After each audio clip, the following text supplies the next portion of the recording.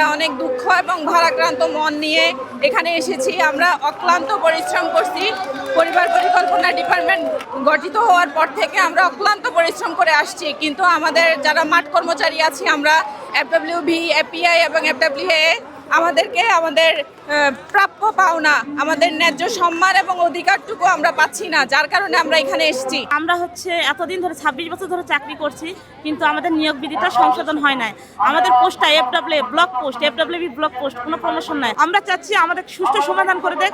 আমরা এই স্বাস্থ্য ডিপার্টমেন্টে এত গুরুত্বপূর্ণ ভূমিকা পালন করে আমাদেরকে কোনো সুযোগ দেওয়া হচ্ছে না। আমরা 24 ঘন্টা পরিশ্রম করি, আপনি বিশ্বাস করবেন ডেলিভারি কি সময় বলে আসবে?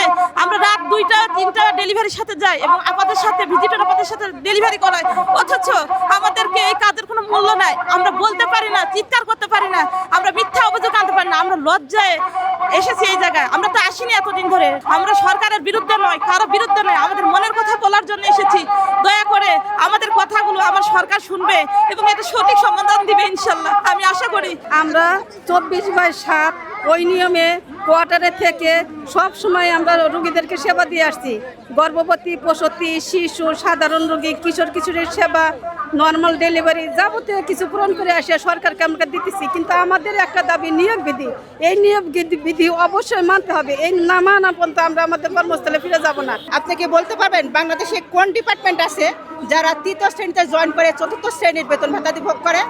আমরা FWA যারা আছি এরা আমরা 3য় শ্রেণীতে জয়েন করেছি, অথচ 4র্থ শ্রেণীর বেতন ভাতাতে এনে আছি। এর চেয়ে দুঃখজনক আমাদের কাছে আর কোনো কিছু হতে পারে না। আমরা এটার থেকে উন্নতি করতে চাই, আমাদের নিয়োগ বিধিটা চাই। বাইরে থেকে যেটা দেখা যায় আসলে তো সেটা না। আমাদের কোনো অস্তিত্ব নাই, আমাদের কোনো নিয়োগ বিধি নাই। এখন আমরা যে চাকরি করতেছি এটা আমরা কিসের উপরে দাঁড়ায় চাকরি করতেছি আমরা নিজেরাও জানি না। আমরা জয়েন করছি 3য় শ্রেণীর কর্মকর্তা, এখন আমাদের সরকার 15 সালে নামায় দিছে হলো 4র্থ শ্রেণীতে। 4র্থ শ্রেণীতে আয়া পিয়ন, তাদের কোনো রিপোর্ট নাই, তাদের কোনো কাজের টার্গেট নাই। আমাদের সরকার একটা টার্গেট ধরা দেয়, আমাদের রিপোর্ট দিতে হয়, আমাদের মা ও শিশু কাজ করতে হয়, জনসংখ্যা নিয়ন্ত্রণে কাজ করতে হয়, তারপরে গর্ভবতী নিয়ে কাজ করতে হয়। আমরা এত কাজ করবো, তাহলে আমাদের নিয়োগ বিধি দিবে না কেন সরকার? আমাদের দাবি একটাই, নিয়োগ বিধি, নিয়োগ বিধি। সবার স্লোগান একটাই, নিয়োগ বিধি, নিয়োগ বিধি।